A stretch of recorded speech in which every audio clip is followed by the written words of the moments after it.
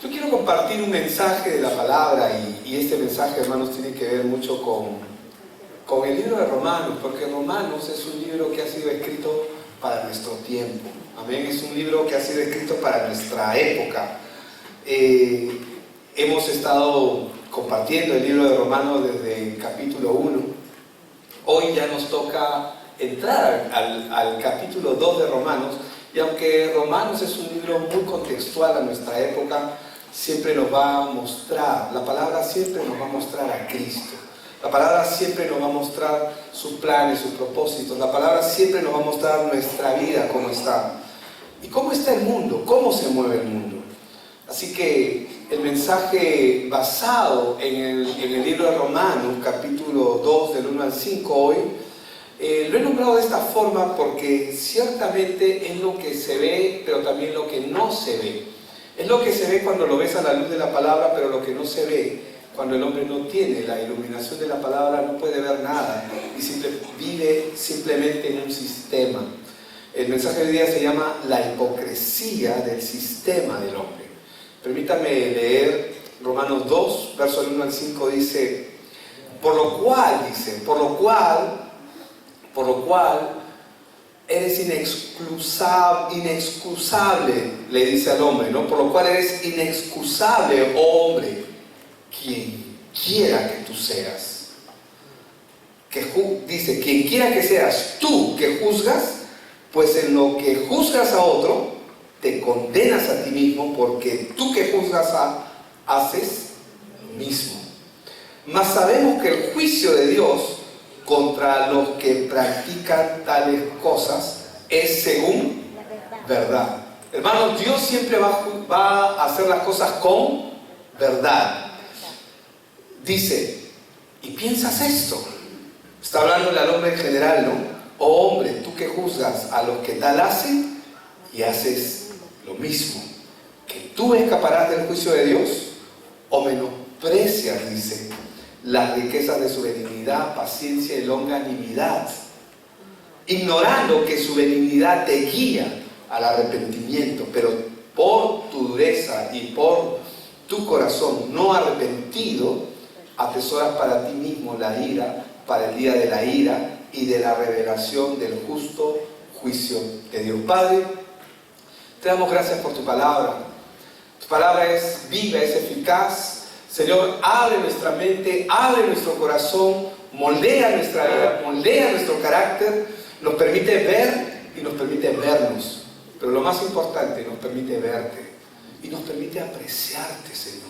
Apreciar tu amor, tu misericordia, tanto amor que tienes, seguirás teniendo sobre nuestras vidas. Permite que tu palabra haga y cumpla el propósito para lo cual ha sido enviada, como tu palabra lo dice, y no regresa vacía.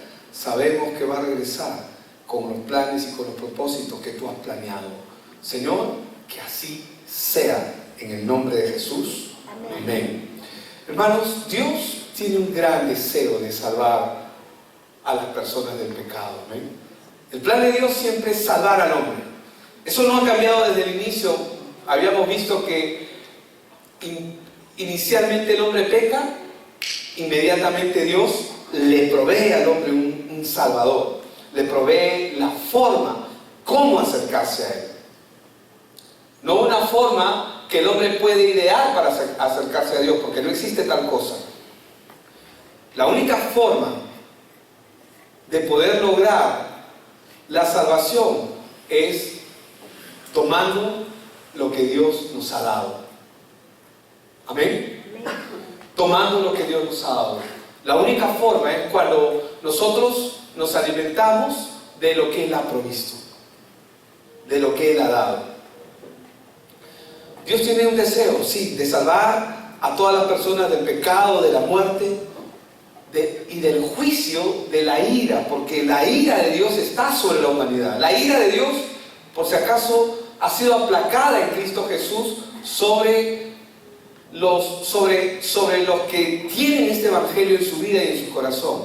Pero la ira de Dios, hermano, es algo real y es algo que de todas maneras se va a desatar. Satanás lo sabe, los demonios lo saben. Y saben que ese día va a llegar. ¿Se acuerdan cuando Jesús llega a Gadara y se encuentra con el endemoniado de Gadara? ¿Y se acuerdan lo primero que les dice estos demonios que tienen contra nosotros, hijos del Dios Altísimo? ¿Has venido a atormentarnos antes de tiempo? Ellos saben que va a haber un día de tormento eterno para ellos. El infierno no fue preparado para el hombre, fue preparado para Satanás, sus huestes espirituales de maldad.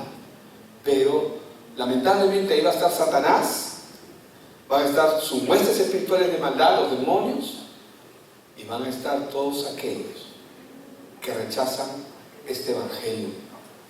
Entonces, Dios ha actuado a través de la historia, hermanos, siempre para proveer su evangelio, las buenas noticias, el mensaje de salvación.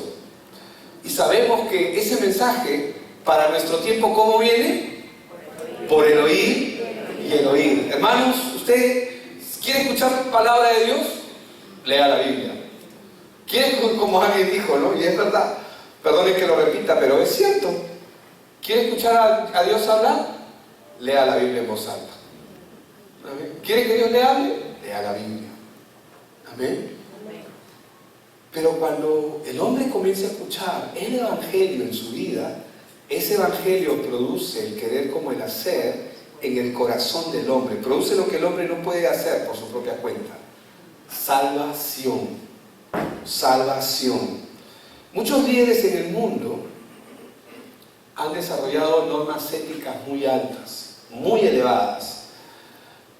Y son personas probablemente respetadas, de gran aprecio, de gran estima, y tratan y buscan ser consecuentes con esa clase de principios que ellos comienzan a promover. Cuando usted viaja, digamos, a países como el Japón, países como los Estados Unidos o algunos países en el norte de Europa, usted se va a dar cuenta de algo interesante que ocurre en estos países. La gente es muy amable, la gente es muy protocolar, muy cordial. Parece que todo el mundo se amara ahí. Son cordiales unos con otros, son muy amables, pero quiero que sepa algo, es solamente forma. Es solamente forma. Ellos viven estos principios de una manera natural, porque han sido educados, porque países del norte de Europa, un país como los Estados Unidos, Corea del Sur actualmente, son países que el evangelio ha sostenido sus vidas, pero se quedaron con los principios y el evangelio comenzaron a dejarlo a un costado. Se vuelven países éticos, se vuelven países morales, desarrollan económicamente, desarrollan en sus diferentes capacidades, pero hay algo que falta, que es lo principal de todo: Dios. ¿De qué le sirve al hombre tener y vivir tantos principios si no hay Dios en su vida? Y justamente a eso me refiero cuando hablamos de la hipocresía del sistema que hay en el mundo, que el sistema ha creado. Muchos líderes han desarrollado en el mundo este tipo de normas éticas altas y las viven. Pero hermanos, ese no es el problema. Un problema menos, dicen algunos. La Biblia nos enseña que la raza humana entera, la raza humana entera, después de la caída de Adán y Eva, todos, sin excepción, todos, diga conmigo, todos. Así es, todos, sin excepción, están condenados ante Dios por la naturaleza de pecado con la que nacen. Quiero mostrárselo de una manera clara y gráfica, porque algunos hemos escuchado estos comentarios, incluso hemos hecho estos comentarios. ¡Ay, esta persona es tan buena que lo único que le falta es ir a la iglesia! Nada más. O sea, mejor le pongo la etiqueta, ¿no? Cristiano. porque es buena, porque se porta bien. Es más, hasta es mejor que muchos cristianos que yo conozco. Yo también conozco muchos cristianos que no se portan a la altura de lo que son. Yo mismo muchas veces no me he portado a la altura de lo que soy. Por eso es que Dios sigue tratando con mi vida también. ¿Cuántos dicen amén? Amén. Y con tu vida también lo va a hacer, porque ninguno de nosotros somos la excepción. En Job 25:4 dice, ¿cómo pues? ¿Cómo? Hace la pregunta ahí, ¿no? ¿Cómo pues se justificará el hombre para con Dios? ¿Cómo? ¿Y cómo será limpio el que nace de mujer? Es una pregunta tan clara. ¿Cómo? Hermanos, y el problema de nuestro sistema y el problema de nuestro tiempo es que la gente se condena unos a otros, condenamos unos a otros, juzgamos unos a otros y de manera continua lo hacemos porque pensamos porque yo no soy así como tal persona, y tendemos a criticar y a juzgar. Y quiero que le diga algo, los mayores juzgones están en las iglesias. Espero que en esta no. Pero estamos aquí, o sea, los mayores juzgones probablemente están en las iglesias. Pero hermanos, yo quiero que usted sepa que no solo el pueblo pagano e inmoral están condenados, sino también aquellos que se creen morales y éticos también están condenados, también están descalificados. Vamos a ver con más detenimiento lo que nos dice Job, pero en el capítulo 15, permítame ir al verso del 14 al 16. ¿Qué cosa dice es el hombre? Job 15, del 14 al 16, para los que están tomando nota. ¿Qué cosa es el hombre para que sea limpio y para que se justifique el nacido de mujer? Qué interesante, ¿no? Y dice en el 15, he aquí, en sus santos no confía. Y qué interesante, porque el Job está hablando por inspiración aquí del Espíritu Santo, y lo que él está diciendo es que Dios mismo no se confía de sus santos, porque Él conoce lo que hay en el corazón del hombre, ¿o no lo cree? Un día a mí me sorprendió lo que un pastor amigo me dijo, ¿no? Hace muchos años atrás. Él me dijo, me dio un encargo. Yo le digo, gracias pastor por confiar en mí para hacer esto. Y él me miró y me dijo, no confío en ti, confío en el Espíritu que está en ti. De haberme yo estado me sentí en un pedestal, después me sentí en el piso, ¿no? Pero es cierto. Y noten lo que acá dice, he aquí en sus santos no confía, y ni aun los cielos son limpios delante de sus ojos. Por eso es que cuando el Señor Jesús andaba con los discípulos, cuando andaba con la gente lo que quería hacer con Él era alabarlo, era ovacionarlo, era, como se dice en el argot popular, era franelearlo, ¿no? Es decir, exaltarlo. Pero Él les decía algo, yo no confío en ustedes, porque Él conoce perfectamente cómo es el corazón del hombre. Y dice en el verso 16 de Job 15, dice, cuánto menos el hombre abominable y vil, porque así es el hombre natural, sin Dios. Cuánto menos el hombre abominable y vil, que bebe la iniquidad como agua. ¿Saben lo que eso significa? ¿Cuántos toman agua todos los días? ¿Cuántos toman agua cada rato? Ya. Eso es lo que Él está diciendo. Lo que está diciendo aquí el Señor, lo que Él está diciendo, cuánto menos el hombre abominable y vil, que bebe la iniquidad como el agua. Así como bebemos agua en el día, así es nuestra maldad continua. Eso es lo que está diciendo. Cuando vemos un pasaje y cuando vemos un libro como el libro de Romanos, hermanos, hay una luz tan clara en ese libro para que el hombre pueda conocer cuál es su condición. Y en esto radica el justo juicio y veredicto que Dios ha puesto sobre la tierra. que no existe hombre justo sobre la tierra, solo lo que Él justifica. Amén.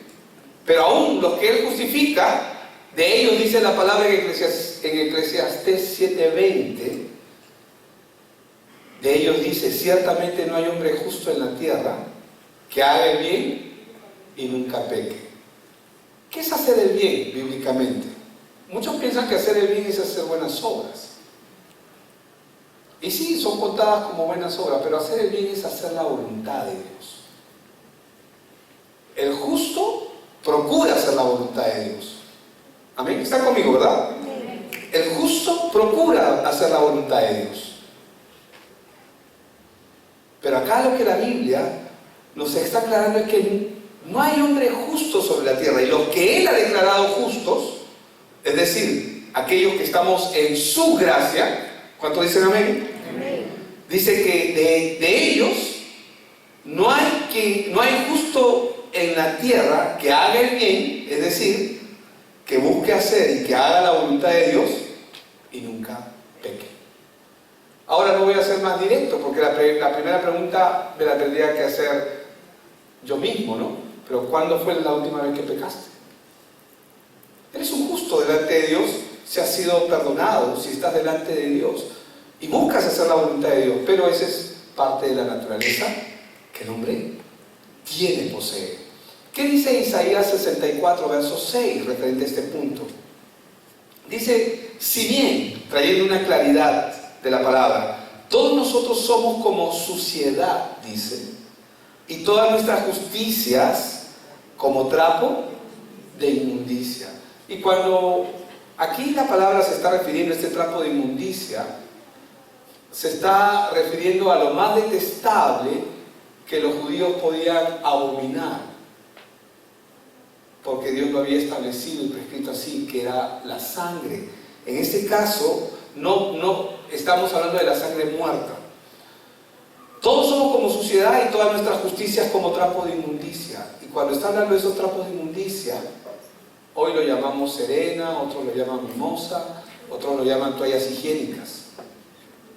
Se está refiriendo a los trapos que usaban en aquella época las mujeres para la menstruación. Cuando una mujer entraba en menstruación, tenía que ser apartada, no podía tocar nada porque todo lo contaminaba, todo era impuro. Entonces, así nos está comparando el Señor en nuestra naturaleza propia. Si bien todos nosotros somos como suciedad y nuestras justicias como trapo de inmundicia, es decir, no solo de lejos, sino de bien lejos, y caímos todos nosotros como la hoja y nuestras maldades nos llevaron como el viento. La justicia, hermanos, que Dios demanda es una justicia que el hombre no puede proveer. El hombre no está en la capacidad de proveer lo que Dios ha pedido, porque el hombre, por su condición y por su naturaleza corrupta con la que hemos nacido, cuando nacemos en este mundo, nacemos descalificados. Es decir, nuestra naturaleza propia nos condena. Por eso es que Romanos 3:23 nos dice que por cuanto todos pecaron, todos están destituidos de la gloria de Dios. El hombre naturalmente, esa es su naturaleza, ese es el problema con el que nace. Por eso en esto consiste en el Evangelio, en que hay una justicia que Dios demanda, pero esa justicia que Dios demanda condena al hombre. Pero es Dios mismo quien ha provisto esa justicia para nosotros. Y esa justicia es la obra que el Señor Jesucristo hizo en la cruz. ¿Qué obra? De venir a morir en nuestro lugar. Por eso es que cuando Jesús lo ve a usted, ¿quiere que le diga realmente qué ve? Cuando Dios lo ve a usted, Dios no lo ve a usted, ve a su Hijo Jesucristo. No lo ve a usted, ve la obra de su Hijo Jesucristo. Por eso es que somos cristianos, porque somos pequeños cristitos andando. ¿Por qué? ¿Por qué yo soy un cristiano? Porque la obra de Cristo está delante mío. Cuando yo camino, Cristo camina delante mío. Es un decir, ¿no? Yo soy el que tengo que seguirlo a Él. Pero a lo que me refiero es que cuando nosotros caminamos, ¿qué es lo que la gente ve? ¿Y qué es lo que Dios ve? Ve a Cristo, ve a su Hijo. No nos ve a nosotros. ¿Se acuerdan cuando Jacob y Esaú?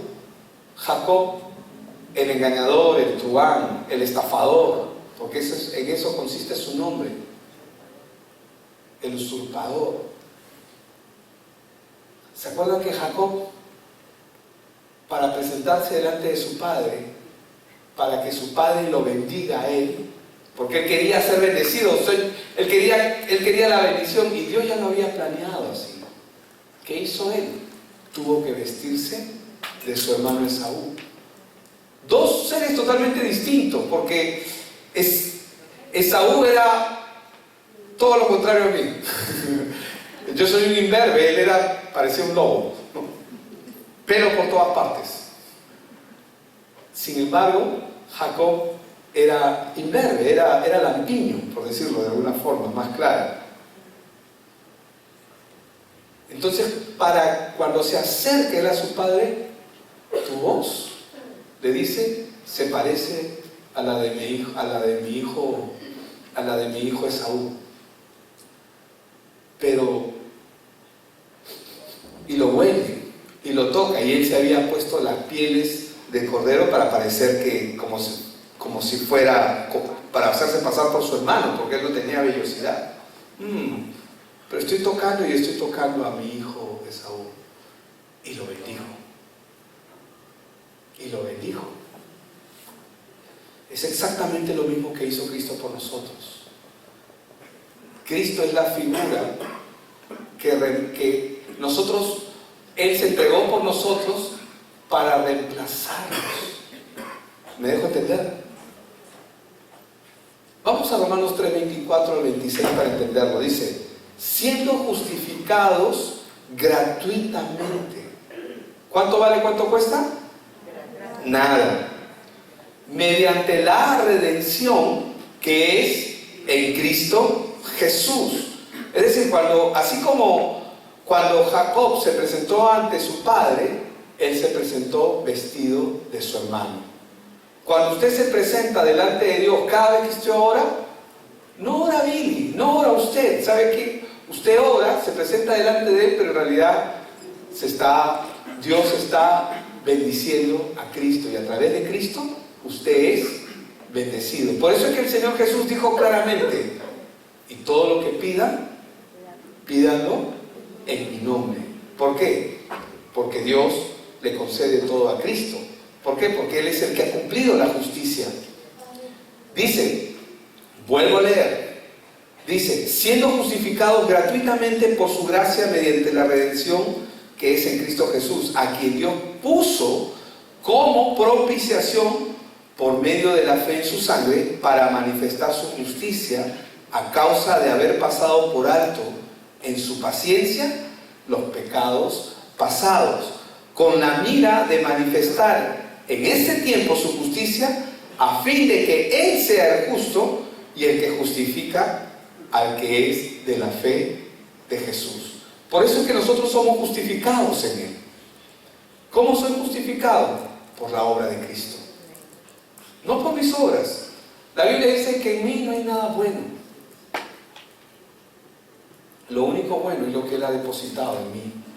¿Y qué es lo que Él ha depositado en mí? Su gracia y su palabra, que es lo que sostiene mi vida. Y es lo que debe sostener la tuya también. Entonces, la justicia que Dios demanda de nosotros, Dios mismo la ha provisto. Porque Él sabe que el hombre no puede dar una justicia. Y esa justicia que Él nos da no está fundamentada sobre la base de nuestras obras. ¿Saben qué está sustentada? Sobre la base de Cristo, sobre la obra que Él ha hecho. ¿Qué es lo que debería haber en nosotros? La comprensión de nuestra condición con la que nacemos. Cuando nosotros entendemos cómo hemos nacido, cuál es nuestra condición delante de Dios, cuando uno entiende su condición, esa condición nos va a llevar al arrepentimiento. ¿Qué significa arrepentimiento? Hoy esa palabra también se usa mal. Arrepiéntete de tus pecados, miserable, ¿no? Escuchamos decir. Pero para que la persona se arrepienta, lo primero que necesita es entender su condición. Si no entiende su condición, ¿de qué se va a arrepentir? Va a volver a lo mismo. Va a volver a lo mismo. El arrepentimiento no es otra cosa que entender nuestra condición. Y sobre esa comprensión de nuestra condición, es ese entendimiento la que nos lleva al arrepentimiento para poner solamente nuestra mirada en Cristo. Cuando yo entiendo mi condición y que apartado de Él nada puedo hacer, hermanos, esto me va a llevar a mí a una dependencia total. ¿Saben por qué mucha gente no depende de Dios en plenitud? ¿O de Cristo? Porque aún no tienen clara su condición. Aún no han muerto. La única forma de que una semilla dé fruto, primero tiene que morir. Si no muere, no puede dar fruto. ¿Sabes lo que eso significa? Que mientras tú tengas fuerza para seguir haciendo lo que crees que debes estar haciendo, Dios no puede obrar. ¿Sabes cuándo Dios entra en escena? Cuando tú no sabes ni puedes hacer absolutamente nada. Cuando tú estás muerto, tú estás anulado, tú no existes, recién Dios entra en el proceso. ¿Por qué? Porque su obra es soberana, su obra es absoluta, su obra se manifiesta sobre nuestras vidas. Pero mientras el hombre no muere, un día yo le dije a mi pastor, tú no entiendes a mi esposa, todos unos muertos, me dice. Tienes que morir, me dice. Y se fue. Tienes que morir. Yo no lo entendía. Tengo que morir. Y de verdad, tengo que morir. Cuando el hombre muere, recién puede dar fruto. ¿Qué es morir? Es negarte a ti mismo. Es cuando tú estás anulado, cuando tú sabes, de verdad lo sabes en tu corazón, que tú no puedes hacer absolutamente nada, que estás perdido. Y hermanos, Dios ha proporcionado para nosotros, a través de Cristo, lo que nosotros nunca pudimos haber logrado. Nunca. Una justicia lo suficientemente buena como para tener ahora el favor de Dios, porque esa es nuestra condición ahora. Nosotros tenemos el favor de Dios, no por nosotros, sino por la justicia de Cristo. ¿Sabes? Ahora Dios nos mira con agrado, nos mira con amor, nos ama, pero sigue tratando nuestras vidas. ¿Cuántos dicen amén? Romanos es un libro que ha sido escrito para que el hombre entienda la necesidad del Evangelio en su vida. Romanos no hace otra cosa que presentarnos desde el capítulo 1 hasta el 16, ahora estamos en el capítulo 2 del verso del 1 al 5, lo único que hace es mostrarnos el Evangelio.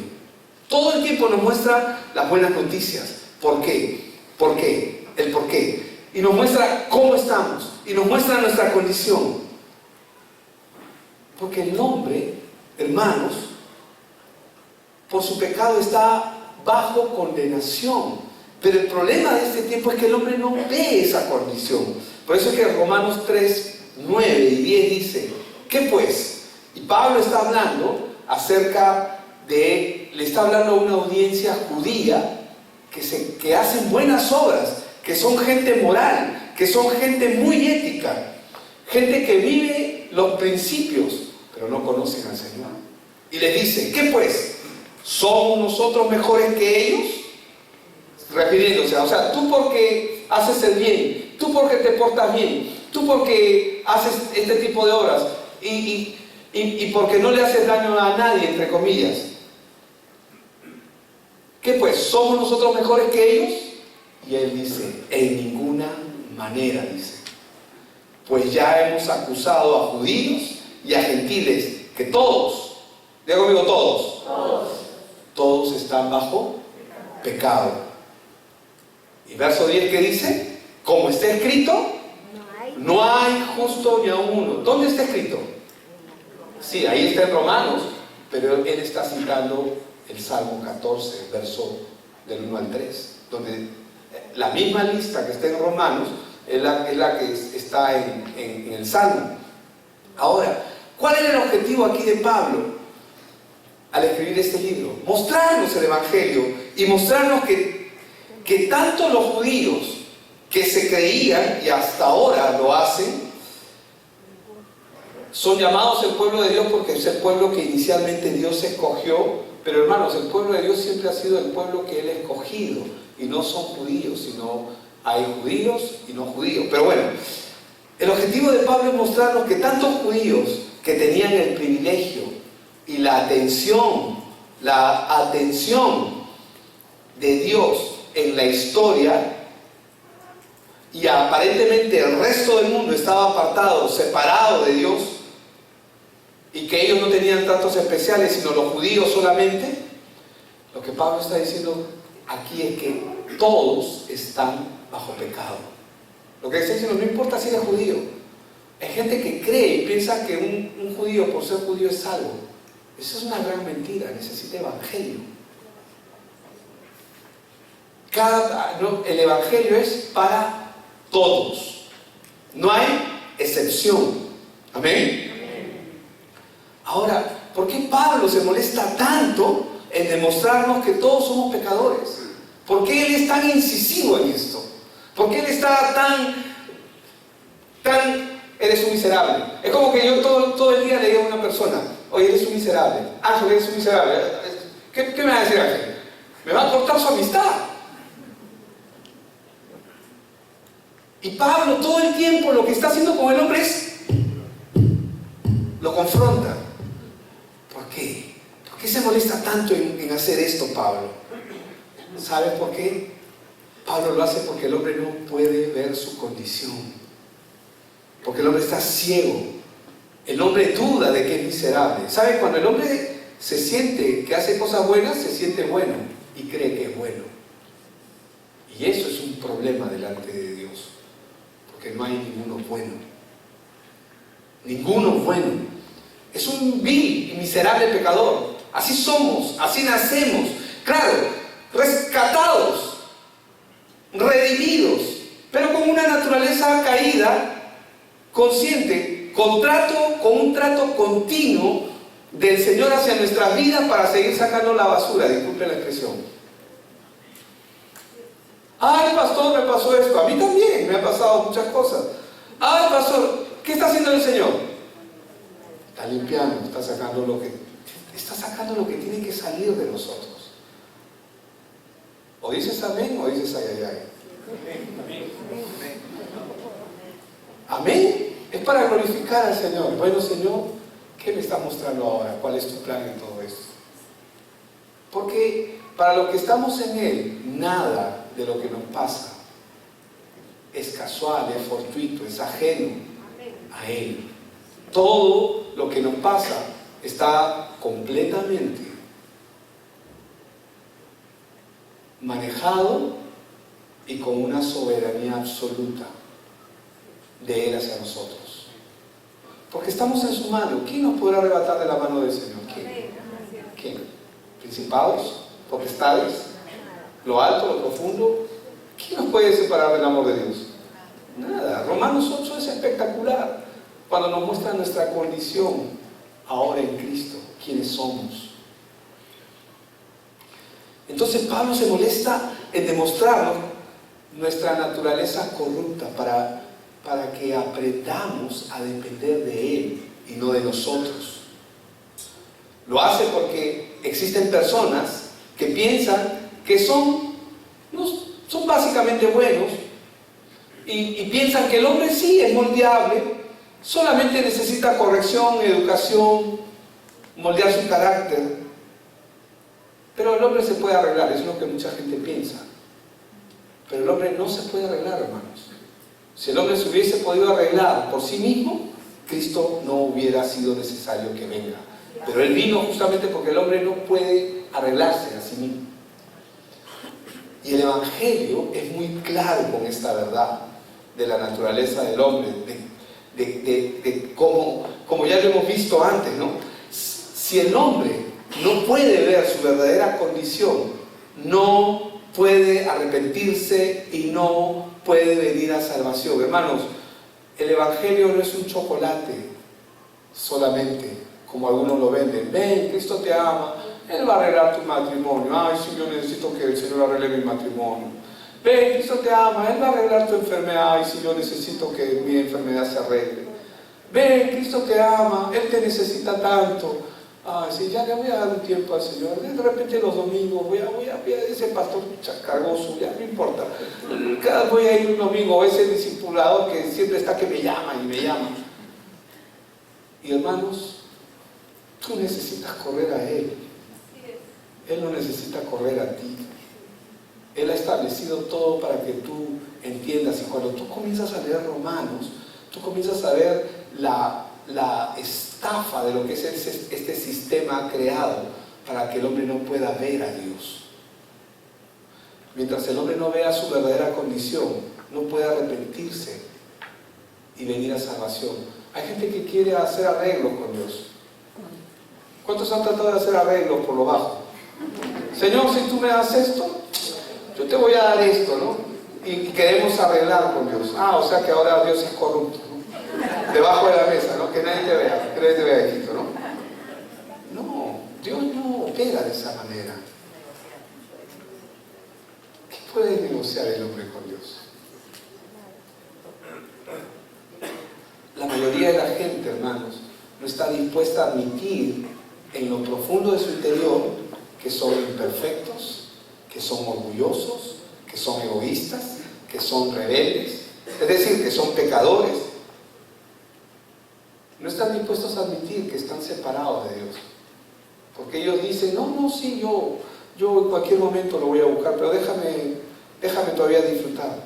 Y hermanos, tú no sabes si el día de mañana llegará. Por eso es que este Evangelio tiene que correr. Este Evangelio no se debe detener. Este Evangelio tiene que seguir siendo anunciado. Contigo o sin ti seguirá siendo anunciado. Pero si tú te alineas al plan de Dios, te alineas a lo que Dios está haciendo, tú vas a ser parte. Porque has sido llamado para ser parte de lo que Él ha establecido. Por eso vemos, ¿no? Romanos 2 del 1 al 5, ¿qué nos dice?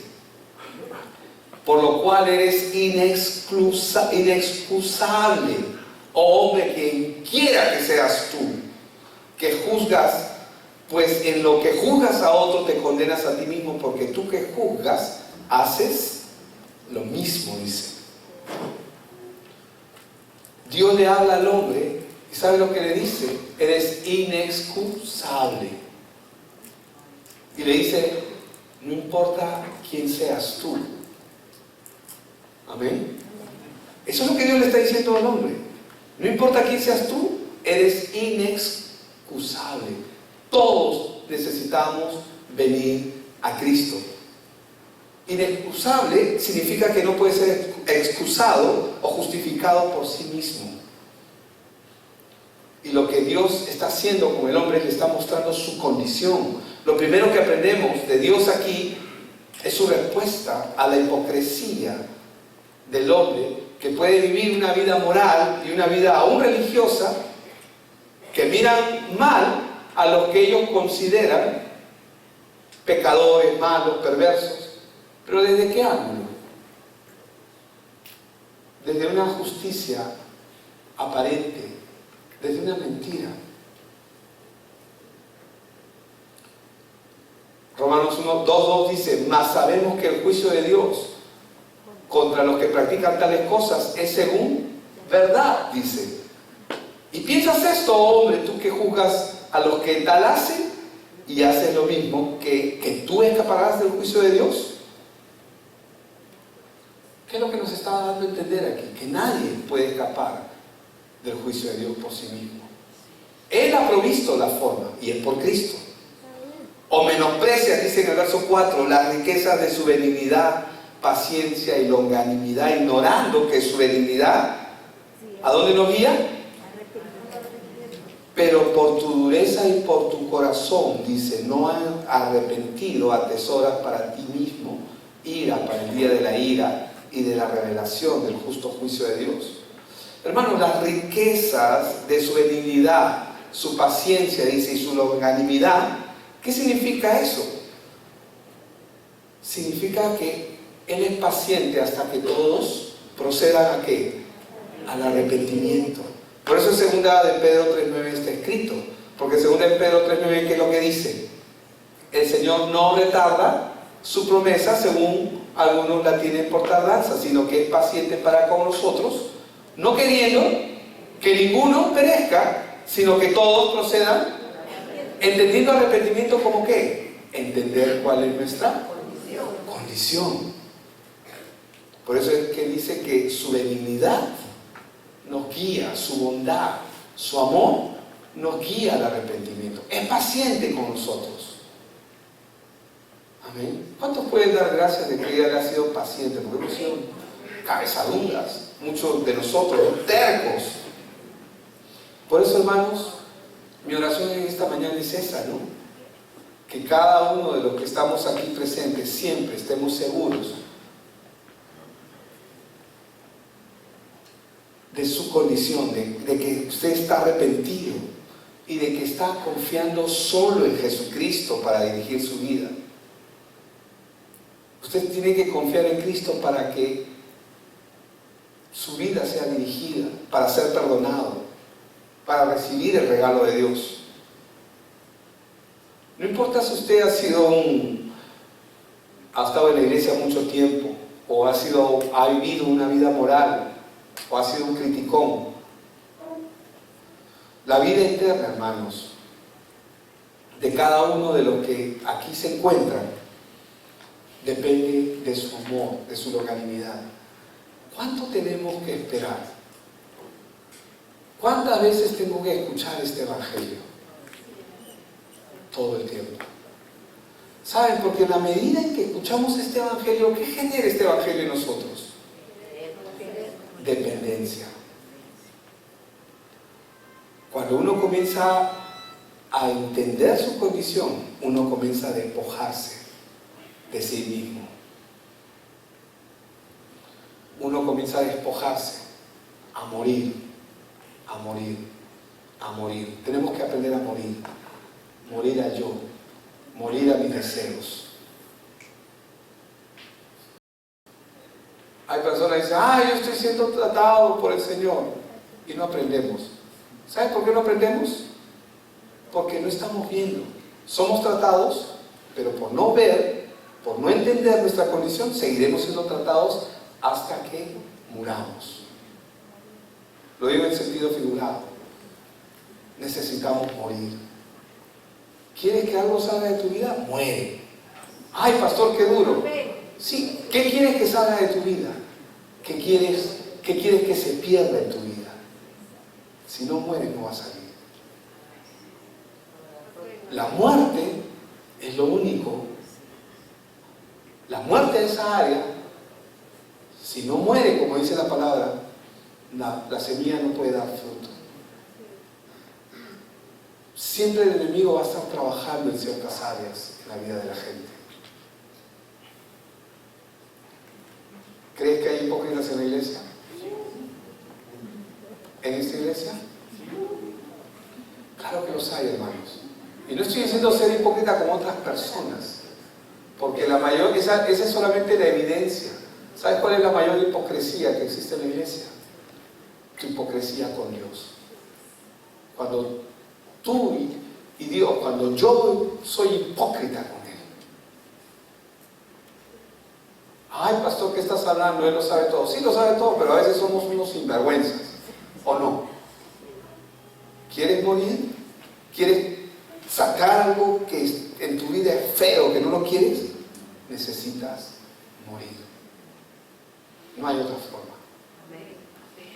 Y el Evangelio lo único que hace, hermanos, de manera continua, es mostrarnos quiénes somos. ¿Quién es Él? ¿Dónde estás amparado? Nos muestra a qué recurres. Nos muestra qué haces cuando estás solo o sola. nos muestra tus momentos. Escuchas esta palabra, escuchamos esta palabra, la entendemos, pero en los momentos privados somos tratados. Si eres un sinvergüenza cuando estás solo, no hemos aprendido nada. Es puro conocimiento. ¿Quieres que te diga algo? Estamos hartos de gente que sabe mucho, pero que no vive nada. ¿No te has hartado de ti mismo? ¿No ha llegado un momento en que te has hartado de ti? ¿No ha llegado un momento en que has dicho, Señor, detesto esto, no lo quiero? ¿Ha llegado ese momento? Si no ha llegado, estás en graves problemas todavía. Hermanos, cuando tú no puedes hacer nada, Dios puede orar. Pero mientras tú puedes hacer algo, Dios no puede entrar. Porque Dios no comparte su trabajo. Ay, que tú haces un 50 y yo hago el otro 50. No, eso no existe. Eso es una banalidad, eso es una falsedad que este sistema ha creado. Amén. Padre, yo te doy gracias.